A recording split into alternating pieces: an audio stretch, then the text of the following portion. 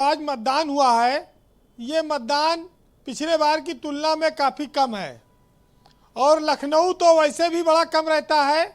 आज लखनऊ ने फिर निराश किया लोगों को। लेकिन सबसे बड़ी बात यह है कि आज हम 231 सीटों पर चुनाव संपन्न करा चुके हैं जी। उत्तर प्रदेश में आधे से ज़्यादा सीटों पर चुनाव समाप्त हो चुका है। अब हम 172 सीटें शेष बची हैं जिस पर आगे बढ़ रहे हैं चुनाव लड़ने के लिए। और ये 231 सीटें शायद उत्तर प्रदेश का भविष्य तय कर चुकी होंगी कि सरकार कौन बनाने जा रहा है। लेकिन बड़ी हैरत की बात है ब्रजेश जी कि जिनका आज बूथ पर बस्ता नहीं लगा, ये कह रहे हैं कि हम सीट जीत रहे हैं। ये जो लोग बैठे हैं, जिन लोगों ने ये सोच के बस्ता नहीं लगाया कि हमको वोट कौन देगा, जाने दो बस्ता में खर्चा आएगा, लगाने कोई फायदा ही नहीं। और एक पार्टी ऐसी है कि बस्ता लगाओ चाहे ना लगाओ वोट तो मिल ही जाएगा, बस्ता की जरूरत क्या है। तो ये कहाँ से जीतेंगे चुनाव। आज अगर आप लखनऊ का चुनाव देखें, राजधानी है, 9 सीटें हैं, तो जहां तक मुझे समझ में आता है कि भाजपा और समाजवादी पार्टी सीधे तौर पर लड़ी है, एक आध सीट पर बसपा भी लड़ी है।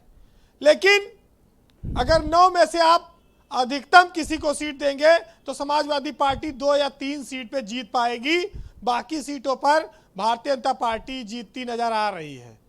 बहुत स्पष्ट कह रहा हूं इसलिए कि हम लोग लखनऊ में काम करते रहे और कौन जीतेगा या हारेगा अलग बात है, लेकिन टिकट वितरण से लेके तमाम सारे ऐसे फैक्टर हैं जो बताते हैं कि लखनऊ में लड़ाई सपा और भाजपा के बीच है। बीकेटी हो, मोहनलालगंज हो, मलिहाबाद हो, वहाँ पर बहुजन समाज पार्टी भी कुछ जगहों पर रही, लेकिन शहरी क्षेत्रों में बस्ते गायब रहे इन लोगों के। कांग्रेस कैसे सपना देख सकती है कि लखनऊ में सीट जीतेगी, जिसके पास चाय पिलाने वाले लोग नहीं बैठे रहे। तो ये वोट कम पड़ा, कहाँ से जीत जाएंगे ये। लेकिन एक बात मैं आपको कहूँगा कि ये चरण जो था, ये चरण इस चुनाव में हिंदू और मुसलमान के चरण पर आधारित था। ये चुनाव बहुत बम्पर वोटिंग हुई है लखनऊ में। साफ साफ फर्क, जिसको आप साफ कह सकते हैं, वो फर्क देखा जा सकता है। लेकिन जब आप हरदोई, सीतापुर, लखीमपुर, उन्नाव चलेंगे तब वहाँ पर लड़ाई बहुत कांटे की है। वहाँ पर त्रिकोणीय लड़ाई भी आपको देखने को मिलेगी। लेकिन जो पिछला प्रदर्शन था समाजवादी पार्टी का और बीजेपी ने जिस तरह से सफाया किया था, शायद इस बार ऐसी स्थिति नहीं रहेगी। इस बार लड़ाई बहुत कांटे की है और बराबर की है। जो लोग 80 और 20 की बात करते थे जी, आज वो भी दिखा। लेकिन आज नहीं दिखे तो आसिम बकार, MIM का अता पता नहीं चला कि बुरका वाले जो लोग विरोध करते थे कि साहब वो तो पता नहीं कहाँ वोट जाएगा, वो कहते थे नहीं मुसलमान मंत्री हो, मुख्यमंत्री हो। आज मैंने 5-6 टेलीफोन करवाए वीरेंद्र जी कि असीम वकार जी डिबेट में हैं, वो लखनऊ में हैं, लेकिन सबसे कह रहे हैं वो लखनऊ से बाहर हैं। वही बात है कि वो तो गायब हो गए परदेश से। ये लड़ाई सिमटती जा रही है जी। आज के चरण में अधिकारी शामिल हैं, बड़े बड़े मंत्रियों के नाम शामिल हैं और सरकार की साख शामिल है। चाहे वो टेनी महाराज से लेके लखनऊ में सरकारी जितने भी नौकरी पेशा लोग हैं, ये सब लोग वोट डालते। सरकार ने छुट्टी दी, वोट नहीं पड़ा, कम पड़ा। कोई शुक्ला की चाट खा रहा है, कोई शर्मा की चाय पी रहा है, वोट देने नहीं जाएंगे, लाइन लंबी लगी है। अरे भाई विधायक चुनना है, गिरगिटान नहीं चुनना है जो हर घंटा रंग बदल दे और वोट देने और पार्टी बदल दे, वोट लगे बेकार चला गया। अरे सरकार चुननी है, आज तो निकलना चाहिए था लोगों को। लोगों ने नहीं, लोग नहीं आपने वोट दिया वीरेंद्र जी? हम लोग बाकायदा वोट डाल कर आए हैं, टाइम निकाल कर वोट डालने गए हैं। अच्छी व्यस्तता में जी। जो देखिए, जो जिम्मेदारी है, अपने मनपसंद की विधायक और सरकार अगर चुननी है तो वोट तो डालना पड़ेगा।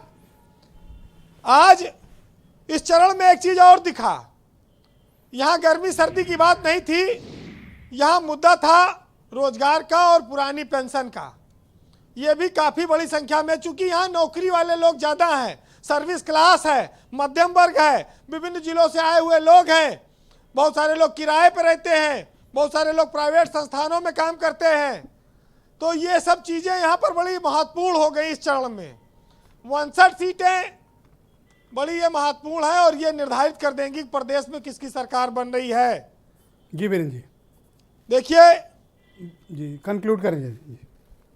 चुनाव में तो पैसा खूब बांटा जाता है, लेकिन ये पैसा बाद में जनता की जेब भी काटी जाती है। जो लोग पैसे पर, दारू पर प्रभाव में वोट देते हैं, वो बाद में पछताते हैं। हम लोग इस प्रदेश में हैं जहां पर गरीबी है, बेरोजगारी है। गरीबी मिटाने का नारा दिया जाता है, गरीबी मिटी नहीं। गरीबी मिटाने वाले लोग करोड़पति अरबपति हो जाते हैं। ये इस प्रदेश में चुनाव के समय में लोग भूल जाते हैं। वो जातिवाद पर, धर्मवाद पर, हिंदू मुस्लिम पर वोट दे आते हैं। सावधान रहना है, मनपसंद सरकार चुनना है। तो बस चूंकि समय कम है और आपने कहा है, तो देखिए, सबसे बड़ी बात यह है कि मेरी बातों से जो जाहिर है उसे छिपाए कैसे और तुम्हारी मर्जी के मुताबिक नजर आए कैसे। तो सच बोलने की जरूरत है, क्योंकि सच से ही जनता का भला होना है। बहरहाल,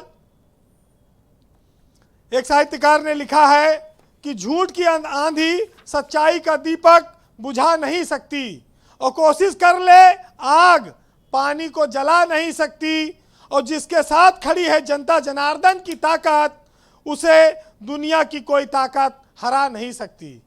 तो ये लोकतंत्र का आज बड़ा दिन था, उसकी विजय का दिन था। बहुत बहुत शुक्रिया वीरेंद्र जी, बहुत बहुत धन्यवाद आपका। बहनों भाइयों, कू ऐप पर हमने एक प्रश्न पूछा आज के डिबेट को लेकर। प्रश्न ये है कि